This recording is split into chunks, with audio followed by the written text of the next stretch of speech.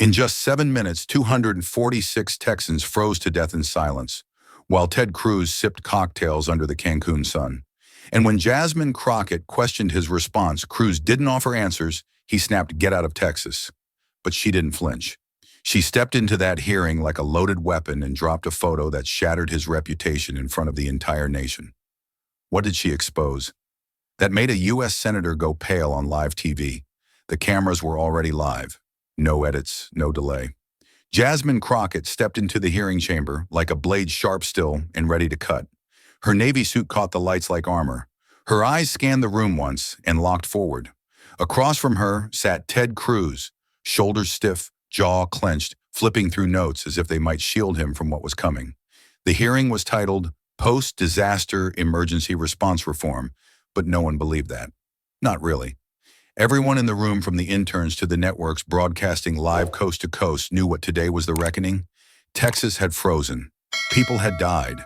And while millions shivered in the dark, one of their highest elected officials had packed a suitcase, boarded a plane, and landed under the sun of Cancun. He never thought that choice would return until Jasmine showed up. She didn't wave. She didn't smile. She sat down without a word, calm and cold as a January storm. Behind her folders, inside them receipts, names, statements. Across the room, Cruz kept his eyes low. He didn't dare meet hers. Not yet. The gavel came down. This hearing will now come to order. And with that single crack of wood against wood, the air shifted. Jasmine adjusted her mic, slow and surgical. The networks leaned in. Viewers at home, Texans especially, gripped their remotes tighter. This wasn't just about numbers on a chart. This was about who showed up and who ran. Cruz cleared his throat, tried to sound confident. "We're here today to find real solutions, not relive political blame games." Jasmine didn't interrupt. She just watched. And somewhere deep in the chamber, barely audible, a young intern muttered what everyone else was thinking. But is he ready for what she's about to do? Jasmine didn't flinch. She flipped open the folder, fingertips, steady voice calm. "Senator Cruz, your proposal recommends a 38% cut to Texas's emergency response budget. That includes backup generators, mobile oxygen units, and heating shelters in rural counties. Can you explain how any of that prepares us for the next blackout?" Cruz let out a short breath, masking it as a laugh. "It's not about cuts. It's about eliminating waste, streamlining the response system. You know, actual leadership." His tone dripped with condescension, the kind that filled rooms but never saved lives. Jasmine met his stare. "Streamlining doesn't mean leaving people to die in silence. Texans froze in wheelchairs. Some boiled snow just to flush a toilet. Is that what you mean by efficient response?" The tension cracked. Cruz sat up straighter, annoyed. "You're not here for Texans. You're here for headlines. You don't represent us, you represent outrage." His voice rose with every word, hands moving now sharp and fast. "Real Texans care about fixing problems, not grandstanding. But you're just another outsider pretending to belong." His eyes narrowed and then he leaned in with venom. "You should get out of Texas. You don't belong here." It hit like a slap. A few staffers gasped. The room froze, cameras clicked into tighter zooms. Even the gavel stayed still as if stunned. No one breathed. No one moved. It was the sentence that crossed the line, and he knew it the second it landed. Jasmine didn't speak. She didn't even blink. Just sat there, eyes steady, spine straight, letting the silence burn. Cruz shifted in his chair, regretting but never retracting. Behind Jasmine, aides exchanged looks. On Twitter, the words, "Get out of Texas," began to trend within seconds. She finally leaned in, slow and deliberate. Her voice was quiet, but it hit harder than any shout. "You think silence protects you, but silence is where the dead piled up." Cruz blinked, caught off guard, unsure whether to respond or run. And somewhere in the crowd, a voice barely above a whisper broke the tension. "What happens when you tell a storm to leave its own sky?" Jasmine didn't blink. She rose slow, precise, like someone loading a weapon with silence. The room watched her movements the way you watch a storm rolling in, knowing something is about to hit, but powerless to stop it. Cruz sat still, trying not to fidget, but his eyes flicked toward the folder in her hand. He knew what was coming. She clicked the remote. She clicked the remote. The screen behind them lit up in full resolution, A photo of Ted Cruz at the Cancun airport dragging a black suitcase, his face mid-smirk, his boarding pass clearly visible. Timestamp February 17th, 2021, 6:14 a.m. Cruz's eyes narrowed. He scoffed. That image was doctored. That's not real time. It's a smear and you know it. Jasmine didn't blink. Is that your final answer? Senator, she pressed a second button. A live stream recording began to play unfiltered footage from a local traveler's Instagram. The same airport, same Cruz, same time. Only this time there was motion. His voice could be heard joking with staff saying, "Glad I got out when I did." It's freezing back home. The room froze. Jasmine turned back eyes like steel. Still think it's doctored, or is the truth just too inconvenient to face? Jasmine didn't turn to look at the screen. She looked at him. Her voice was calm, but there was steel beneath it.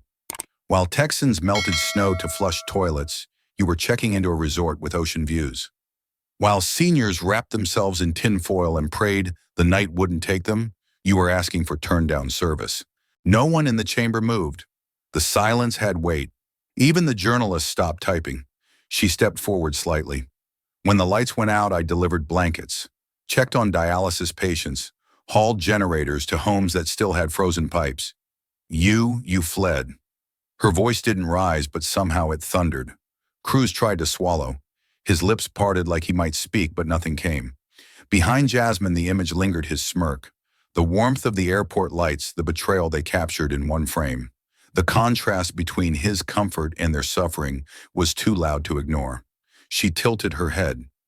You told me I don't belong here, but I was here when the power died. I stayed when the bodies piled up. I showed up when Texas was on its knees. Her tone never cracked. That was what made it hit harder. Someone in the gallery whispered, she just ended him. But Jasmine hadn't even raised her voice. And if this was just the first blow, what else was she about to drag into the light? Jasmine didn't sit down. She held the silence like a blade, letting the last image of Cruz in Cancun soak into the walls. Then, without looking away, she turned to the hearing chair and spoke into the mic steady and sharp. I'd like to call a witness. A rustle moved through the gallery as a woman stood slowly from the second row. Gray hair pulled back, thick coat, quiet strength in her hands. She moved like someone who had learned to carry grief without letting it show on her face. Her name, Deborah Lancaster, 69, retired nurse, grandmother. The chamber doors closed behind her. She took her seat, adjusted the mic. Her voice was soft, but her words dropped like stone. My grandson Elijah was 7 years old. He had asthma. On the second night of the blackout, the battery on his breathing machine ran out. She paused, swallowing the memory. I boiled snow on the stove for water. I wrapped him in blankets. I tried to call for help. She looked up right at Cruz. I called your office 3 times. No answer. Cruz blinked, looked down, his hands clenched tight in his lap. Deborah kept going slower now. That night I lit 6 candles to keep the room warm. I held him close. I told him it would be okay. Her lips trembled. He died sometime before sunrise. I didn't hear it.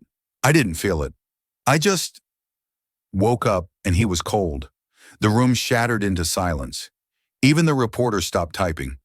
Behind her, Jasmine stood completely still, her hand on Deborah's shoulder. No speech, no politics, just presence. Deborah's final line cut deeper than any headline. I didn't lose my grandson to asthma. I lost him to silence, to no power, to no help, to no one answering when we needed you most. No one looked at Cruz now. They only looked at her. A grandmother who had buried a child by candlelight and came here not for revenge, but so the country could feel what she felt. And what do you say to a woman who held her grandson as he froze to death in her arms? The chamber was still holding its breath from Deborah's story. Jasmine didn't waste a second. She reached into her folder again, smooth, deliberate, and pulled out a single sheet of paper. She handed one copy to the chairman, another to the clerk, and then lifted her eyes to the screen. Let's go ahead and enter Exhibit B, she said calmly, like she'd been waiting all day for this moment. The screen behind her blinked, then lit up with a hotel reservation. Grand Fiesta Americana Cancun. Ocean View Suite, booked under the name R. Edward Cruz. Timestamp February 17th, 2021. The exact morning Texas lost power. Check-in 3:15 p.m. Confirmed. Paid in full. The room shifted. Phones went up. Cameras zoomed. Even the reporters started whispering. Cruz stiffened, adjusted his tie. "That wasn't me directly," he said. "My staff took care of the travel details. It was unplanned." Jasmine didn't blink. "Unplanned," she echoed, voice low. "So they booked the suite, entered your card, and told you which swim trunks to pack." A flicker of laughter broke out across the room. It wasn't joy, it was shock trying to escape through people's mouths. The kind of laugh that means she really just said that. Cruz forced a smile. "I came back the moment I realized how bad it was." Jasmine stepped forward, just slightly. "No, Senator. You came back when you got caught." Her tone was soft. "That made it worse. You didn't come home to help. You came home to clean it up." The laughter was gone, replaced by stillness, replaced by heat. She looked at the screen again. Texas had no power. People were lighting fires in their living rooms, melting snow in pots to bathe their kids. "And this," she pointed to the receipt. "This was your answer." Cruz said nothing, not even a blink. Jasmine let the silence thicken around him. One reservation, one signature. That's all it took to show us who left and who stayed. She stepped back, eyes never leaving his. Because if that was just one booking, what else did he sign off on while the rest of Texas froze in the dark? The air in the chamber had shifted. Cruz wasn't speaking. Jasmine had sat down calm as ever, her folders now closed like a finished case file. But the room wasn't done with him yet. From the far end of the dais, a chair scraped against the floor. Senator Maria Whitfield, Republican, Texas Midland District, stood up. She wasn't part of the plan. She wasn't expected to speak, but she adjusted her mic anyway. "My district lost power for 5 straight days," she began. Her voice wasn't angry, it was tired. Honest. 3 nursing homes went dark. I got calls from families who couldn't reach their parents. And yes, I supported your bill, Senator Cruz. I defended it. I stood by you when people said you ran. The room held still. Even Jasmine looked up. "I thought it was politics," Whitfield continued. "I thought the media exaggerated. But I've listened today. I've seen the photos. And I heard Deborah Lancaster. That wasn't politics. That was betrayal." She looked straight at Cruz. "You didn't just leave the state. You left us." Cruz looked like he wanted to disappear into his chair. His lips parted, but no words came. Cameras zoomed in on the sweat beating at his temple. "I can't defend it anymore," Whitfield said. "I won't. Not while my constituents are still recovering. Not while there are names we buried who never saw the power come back on." A ripple moved across the room like a current pulling something loose. One by one, staffers started whispering. The hearing chair glanced sideways.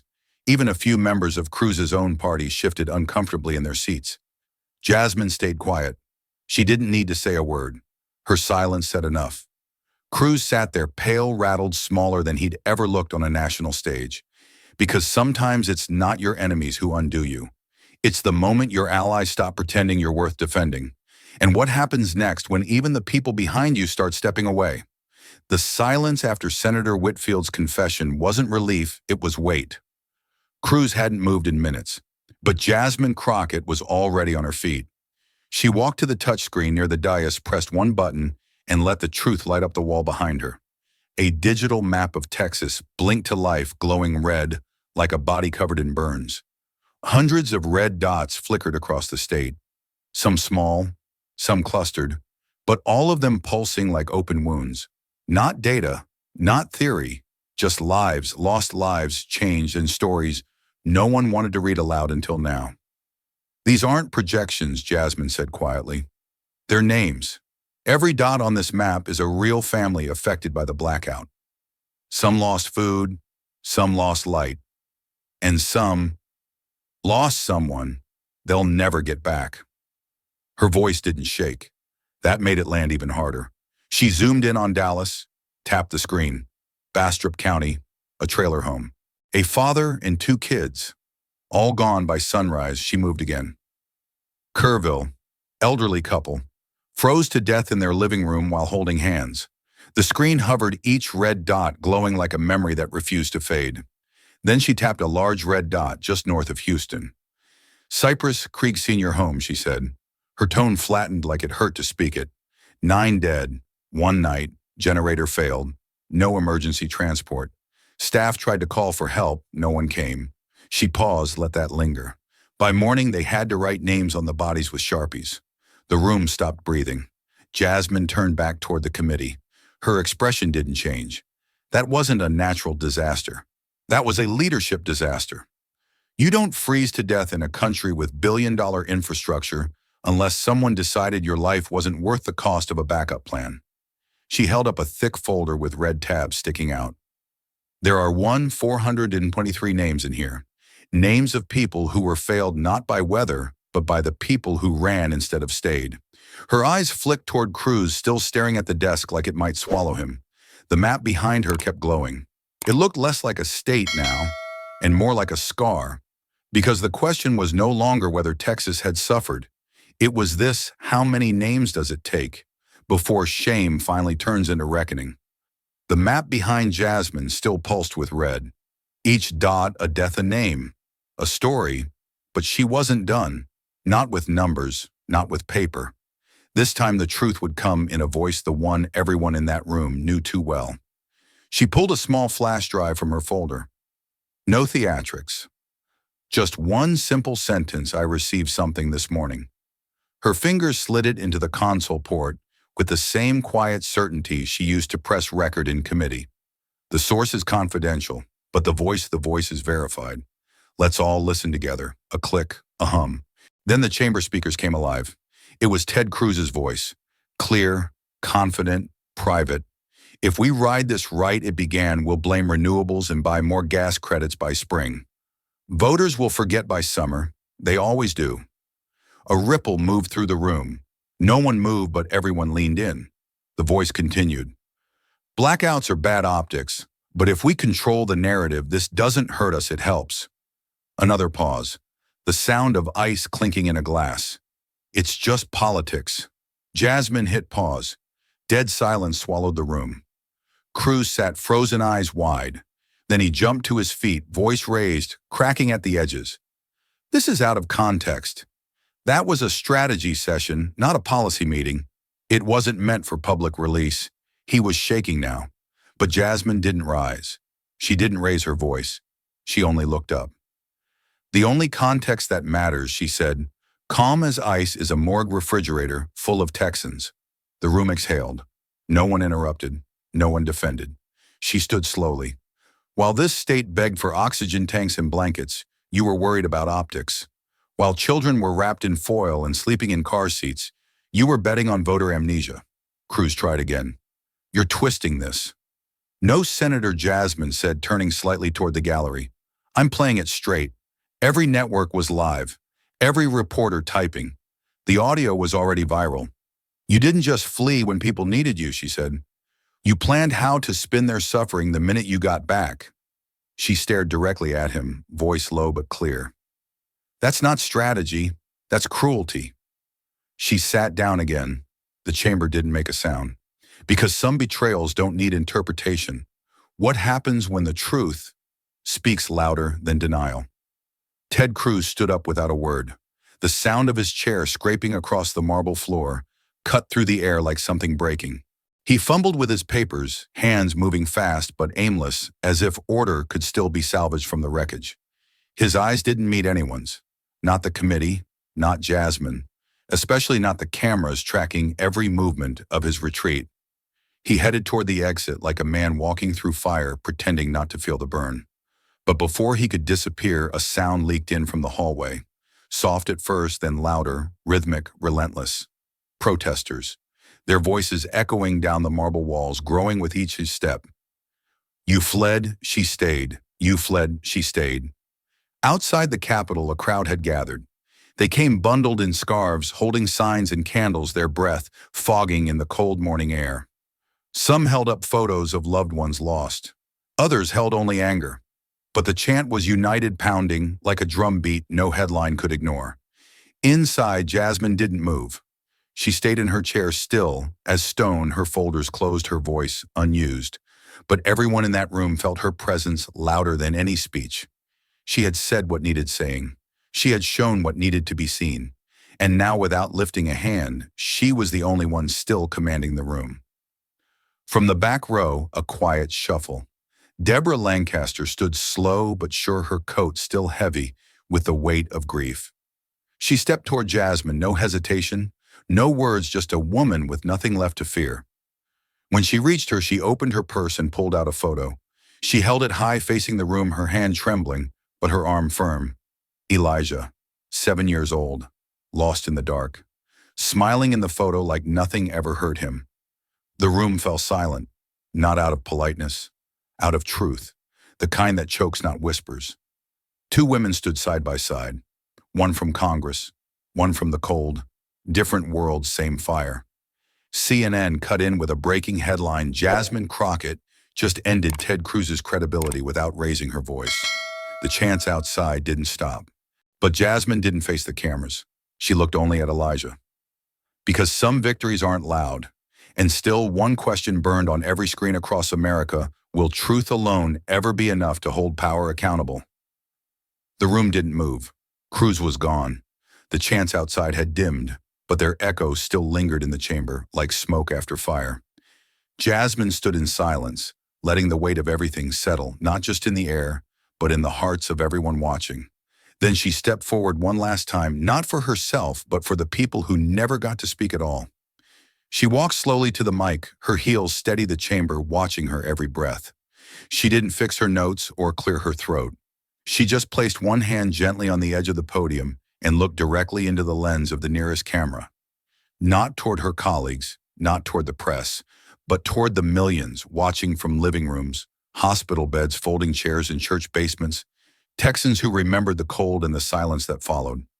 When they say I don't belong in Texas, she began, voice quiet but unshaken. What they really mean is I don't belong in their version of Texas. She paused not for effect, but because truth takes time to land. The version that leaves seniors to freeze alone, that tells grandmothers to bury children quietly, that flees when things get ugly and blames when it's caught. She let that breathe. Then her voice grew firmer. That's not my Texas. That's not the Texas I serve. She glanced briefly at the committee, but her focus never wavered. My Texas doesn't run. My Texas checks on neighbors, wraps strangers in blankets, drives 2 hours just to deliver 1 tank of oxygen. The chamber was still as stone, and I'll say this clearly, I'm not going anywhere. No one clapped right away. It was too sacred, too raw. But when the first pair of hands broke the silence, it spread like something real.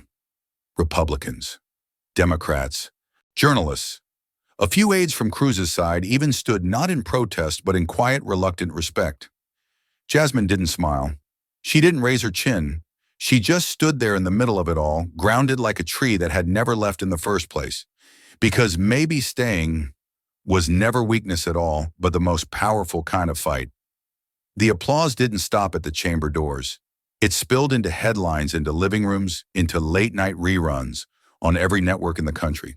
Within hours, clips of Jasmine's speech flooded the airwaves. It wasn't just politics anymore. It was something people felt in their bones. A veteran from El Paso called into a local radio station and broke down mid-sentence. I never thought anyone would speak for us like that, he said, his voice cracking between breaths. In Michigan, a grandmother who'd never followed politics cried quietly into her tea.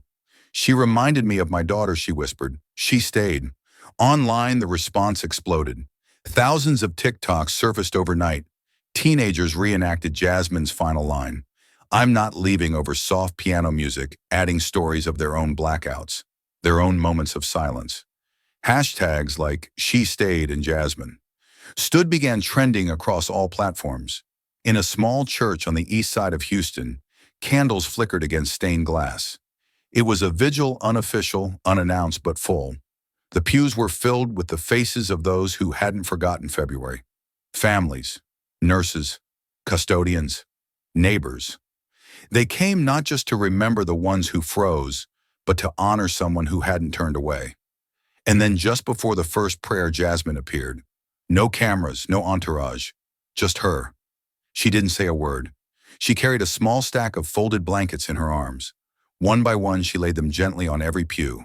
White, soft, clean. A quiet gesture for a loud tragedy. People watched, some with tears, some holding their breath. She didn't give a speech. She didn't need to, because that morning in a church full of grief and memory, no one wanted volume. They wanted presence. And sometimes that's all real leadership is. What if it was never about how loud you speak, but how long you stay? She didn't yell. She didn't walk out. She didn't blame the staff, the media, or the moment. She just stayed through every question, every silence, every name on that list. And in doing so, she became something politics rarely offers anymore.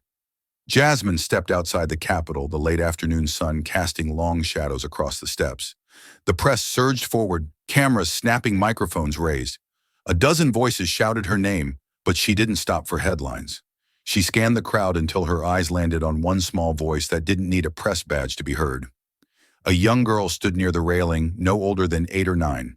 She wore a winter jacket 2 sizes too big, gripping a homemade sign that simply said, "Thank you."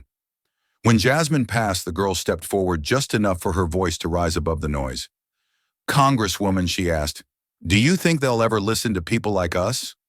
The reporters paused. The cameras shifted. The moment shrank into something quiet but bigger than all of it. Jasmine knelt, not rushed, not performative, just real. She met the girl's eyes and smiled, tired but full. "They already did," she said softly. "You just watched it happen." The girl didn't say anything back. She didn't need to. Her shoulders straightened. Her smile grew. And in that instant, all the fire, all the frost, all the silence of the past week folded into something warm.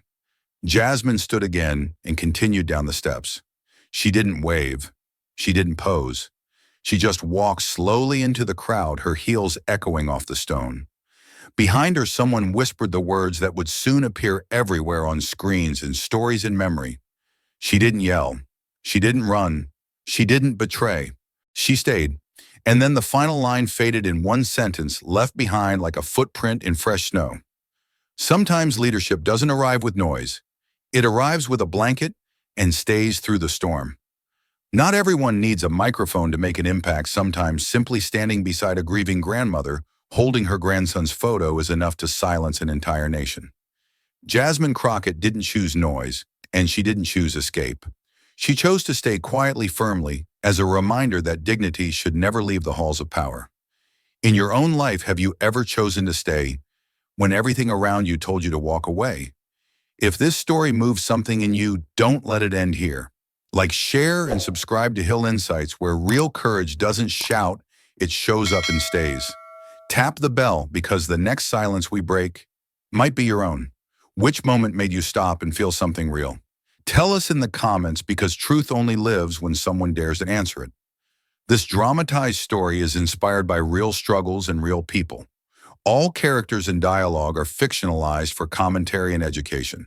It is not intended to defame or mislead, but to inspire reflection and civic awareness. Thanks for watching. The storm has passed, but the truth still waits for someone who chooses to stay.